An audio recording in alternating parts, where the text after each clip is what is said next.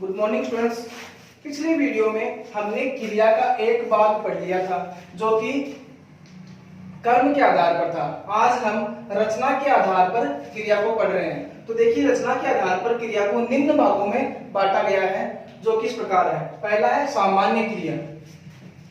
जिस वाक्य में एक ही धातु, धातु का मतलब है क्रिया, जिस वाक्य में एक ही धातु का प्रयोग हो उसे सामान्य क्रिया कहते हैं। यानी कि जिस वाक्य में हम एक ही क्रिया का प्रयोग करते हैं वहां सामान्य क्रिया होती है। जैसे मनोज उठा, तो यहाँ उठना क्रिया है और एक ही क्रिया का प्रयोग किया गया है, इसलिए यहाँ पर सामान्य क्रिया हो जाएगी। जैसे श्याम गया, अब श्याम चाहे गांव गया, यदि आ जाए कि श्याम गांव गया तब भी यहाँ पर सामान्य क्रिया ही होगी।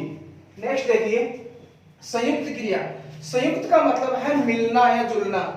तो जिस वाक्य में दो या दो से अधिक धातुओं का प्रयोग किया जाए उसे संयुक्त क्रिया कहते हैं। कहने का मतलब है यदि हम कोई वाक्य बना रहे हैं, उस वाक्य में दो या दो से अधिक क्रिया मिलकर के एक संयुक्त वाक्य बनाती है, उसे ही संयुक्त क्रिया कहते हैं। जैसे देखिए, मैं खाना खा चुका हूं, तो यहाँ एक तो खाना, ये खाना तो कर्म हो गया, और यहाँ ये खा और चुका दो क्रियाएं होगी। एक क्रिया हो गया खाना, दूसरी क्रिया होगी चुकना।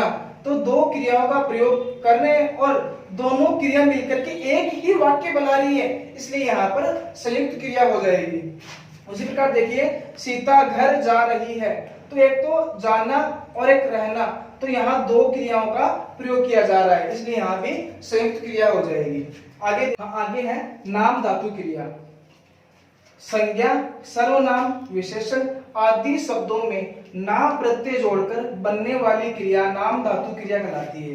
देखिए, जब कोई भी संज्ञा शब्द हो, सर्वनाम शब्द हो या विशेषण, इन शब्दों में यदि हम ना शब्द जोड़ देते हैं, कहने का मतलब ना प्रत्यय ये जोड़ देते हैं, तब वह क्रिया नाम धातु क्रिया बन जाती है। जैसे देखिए, सर्व एक संज्ञा शब्द है, अगर यदि हम इसमें ना प्रत्यय जोड़ देते हैं तो ये सर्वमान्य शब्द बन जाता है। अब सर्वमान्य शब्द से जो वाक्य बनेगा वो नाम धातु क्रिया कहलाएगी। उसी प्रकार बात शब्द है जो कि एक संज्ञा शब्द है, उससे हम बतियाना शब्द बनाते हैं ना प्रत्यय मिला करके, तब यहाँ पर बतियाना शब्द से जो भी वाक्य बनाते हैं उस वाक्य में नाम धातु क्रिया हो जाएगी।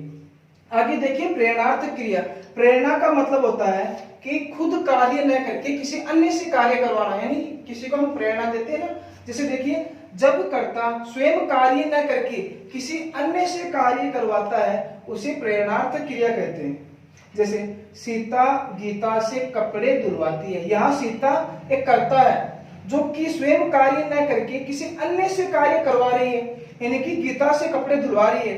तो कहने का मतलब है यदि कर्ता स्वयं कार्य न करके किसी अन्य से कार्य करवाते हैं तब वहां पर प्रेरणार्थ क्रिया होती है। उसी प्रकार शिक्षक छात्र से पुस्तक पढ़वाता है, तो यहाँ शिक्षक करता है, वह स्वयं कार्य न करके एक छात्र से कार्य करवा रहा है, छात्र से पुस्तक पढ़वा रहा है, इसलिए शिक्षक तो करता हो गया, जबकि कर्ता स्वयं कार्य न करके छात्र से कार्य करवा रहा है, इसलिए यहाँ पर प्रेरणार्थ क्रिया हो जाएगी, क्योंकि कर्ता स्वयं कार्य नहीं कर रहा है, इसलिए यहाँ प्रेरणार्थ क्रिया हो जाएगी।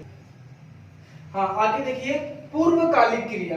पूर्वकालिक का मतलब होता है कि जब वाक्य में पहली क्रिया पूर्ण होकर दूसरी क्रिया प्रयुक्त होती है उसे पूर्वकालिक क्रिया कहते हैं।